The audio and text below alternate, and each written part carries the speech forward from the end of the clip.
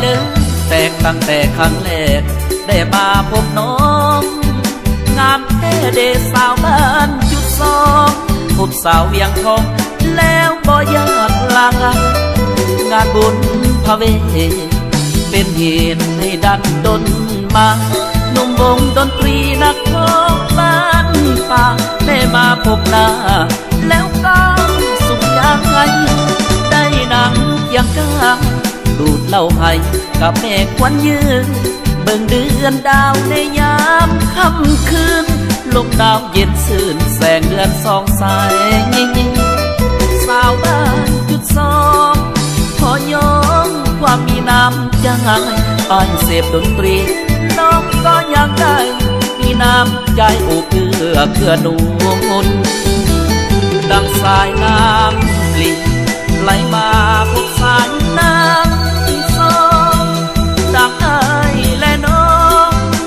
มาพบกันอยู่ในงานบุญดังฟ้าเสกสรรหนาวจนตัวสั่นใจยังอบอุ่นเบิ่งสองแก้มที่ขาวละมุนนับว่าเป็นบุญได้มาพบทางว่าใจเลยแตกตั้งแต่ครั้งแรกหัวใจแตกเกิดสาวเวียงทองขอ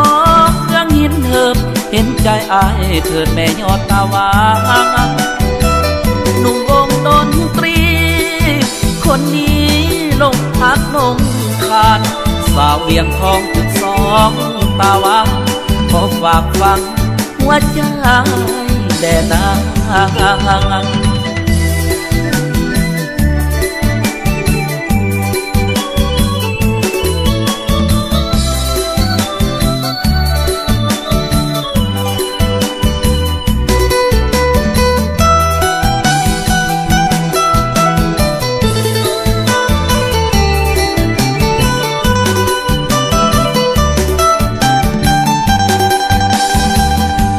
สายน้ำลิไหลมาพบสายน้ำสองดังอ้ายและน้องมาพบกันอยู่ในงานบุญดังฟ้าเสกสรรหนาวจนตัวสั่นใจยังอบอุ่นเบิ่งสองแก้มที่ขาวละมุนนับว่าเป็นบุญได้มาพบทางว่าใจเลยแตกตั้งแต่ครั้งแรกหัวใจแตกเกิดสาวเวียงทองขอเรื่องหินเหิบเห็นใจอายเถิดแม่ยอดตาวางหนุ่มวงดนตรีคนนี้ลงพักลงคานสาวเวียงทองจุดสองตาวางขอฝากฟังหัวใจแด่นาง